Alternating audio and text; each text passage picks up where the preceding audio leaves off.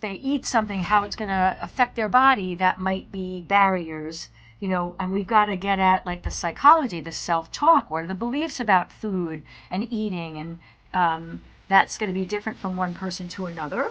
That's going to factor in. Hi, welcome to the Judy Terrell Show, where I explore topics intended to optimize every body 50, 60, 70, and above.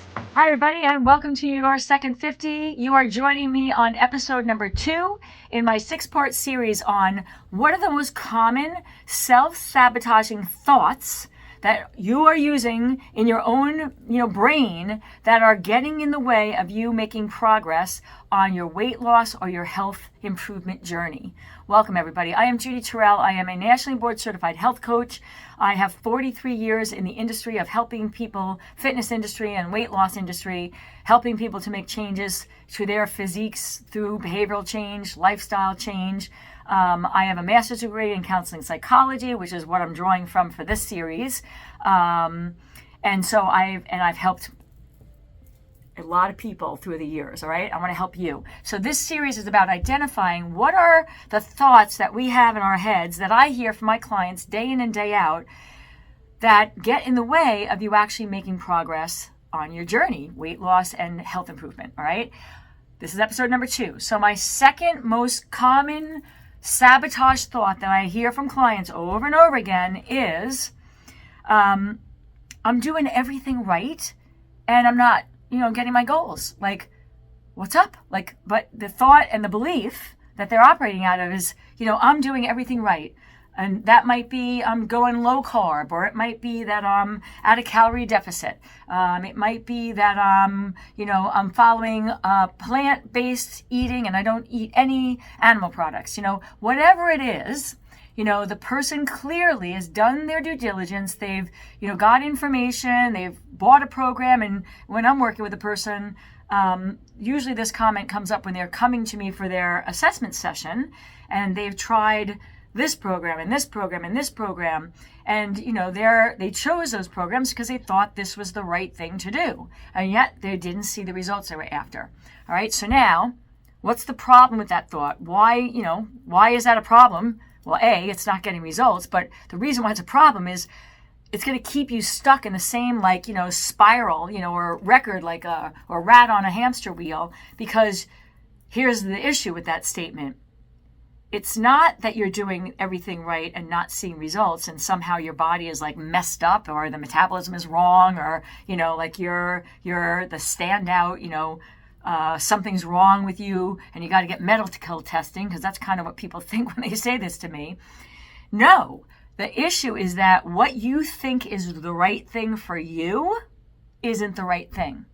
Now, this is, of course, assuming that you are actually following, with what you think is the right thing, because a confounding variable here is you say I'm doing all the right things, but you're actually not doing them. You say that you're, tracking your calories, but you're not tracking your calories, or you think you're estimating and you think you're at the right level, but you haven't actually taken on entering it into an app or looking things up and measuring portions, right? But I'm not addressing that right now. In this video, I'm talking about, let's assume you are actually doing the steps that you think are the right steps and you're not getting the results.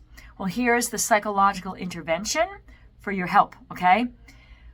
What I tell my clients when this is what they're presenting is that, well, can it be that what you think is right is not right for you? So, for instance, I have clients that are trying to follow intermittent fasting, for instance, and they're not losing weight and they're doing it for weight loss. All right. And they're doing it the right way. They're doing the 16-hour not eating window. They're eating within 8 hours. And, they're following that protocol to the T. And they've given enough time for them they should be seeing results, and it's not happening.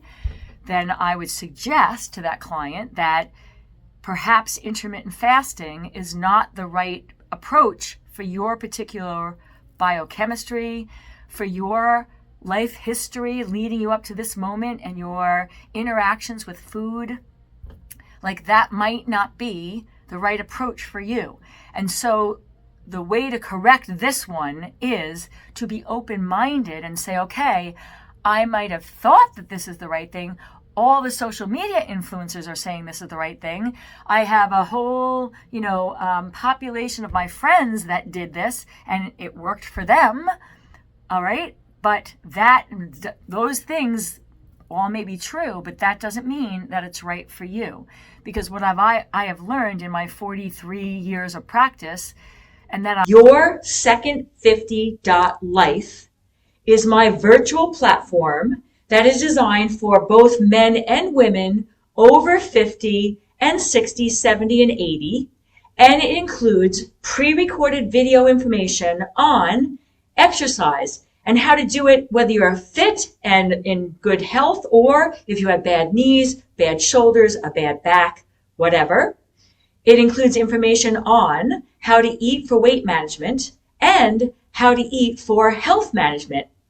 It includes information on the psychology of aging and what do we need to do in our heads, because let's face it, this aging thing is not for the faint of heart. So your Second 50.life is a virtual platform of resources that you can access at your own leisure, but it also includes 2 times a month live video coaching with me so that you can bring your own individual questions and get individual coaching, as well as have access to all the information on the pre-recorded videos. So please check it out, because we're all in this together and we got this. I am very good at helping to discover is like, what does each individual need? Because there is no one right way for everybody, all right? There is no one right way for every postmenopausal female, to lose the belly fat, right? So what has to happen is you've got to be open-minded to, okay, looking at the variables that go into play to what brought you to this moment in your, life and this body. We got to look at, like, what was your lifestyle, kind of trajectory? How have you been with food? To use my intermittent fasting example right now, I have a lot of clients that, men and women both actually, who have a disordered eating, like, theme throughout their, like, earlier years before they've come to see me. And I don't mean eating disorder. I'm not saying they were anorexic. I'm not saying they were bulimic or, a binger, or like classically defined in the DMS-4. I'm just saying that they would try to, not eat for a long period of time and then end up overeating junk food, they might go out and have a social situation where they really over-consumed and felt so poorly about that they then did excessive exercise to try and make up for those calories, right? So how have you been in your history leading up to this point where intermittent fasting might actually trigger you into what I call intermittent binging or over-consuming. And so even though you're sticking to the window of the time frame for a fasting, what you're doing in the eating window is not conducive to the weight loss or the fat loss that you're after. All right? Somebody who doesn't have that sort of disordered eating history, the intermittent fasting might actually be a tool that might work for them. But what I'm using this as an example to show you that, you got to look at what is somebody's kind of like food path and lifestyle been leading up to now as a factor into deciding what is going to work for that person. Another factor is, what's the medical history? Are you somebody who tends towards low blood sugar? Or are you somebody who, has a hyper reaction to, eating processed foods, and shoots your blood sugar up way high? There's things that would show up in your health history that might indicate that might be the case. And maybe this like kind of, restricted time eating approach is not best for you. Maybe you need more of a, what I call the IV drip of food through the day, as opposed to a long period of not eating, right? Setting you up for an imbalance in your biochemistry, where you might be more susceptible to that, whereas somebody else might not be. So point is, you've got to be looking at lifestyle, habit patterns that have led up to this moment. You got to look at medical history and health issues from earlier in their life and now. You've got to be looking at psychological variables, like I just said with the intermittent fasting. If somebody's been, had a disordered eating, they've got some, belief systems about food and, whether if they eat something, how it's going to affect their body, that might be barriers, and we've got to get at like the psychology, the self-talk. What are the beliefs about food and eating? And that's going to be different from one person to another. That's going to factor in. And then what are the current lifestyles, elements that are involved here? Is somebody working a graveyard shift and then interrupting their circadian rhythm, which would then make setting up like intermittent fasting add insult to injury for trying to regulate like a circadian rhythm that our bodies need to stay balanced and in homeostasis. And that would affect, the inability to see results from following an intermittent fasting regime, for instance, to stay with my example. So there's social elements that we need to be looking at. There's lifestyle, sleep, eat, and exercise, and what are you doing with that right now that we need to look at.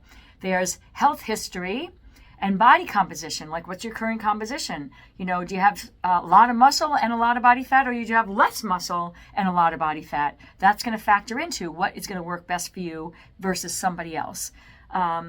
And then, what's your lifestyle, kind of like theme that has been going on up until the time you're coming to try and make some changes. All right. So you need to be looking at a holistic model in order for you to decide to determine what might be right for you versus what might be right for other people and other people that that have had success. All right. So this is episode number 2.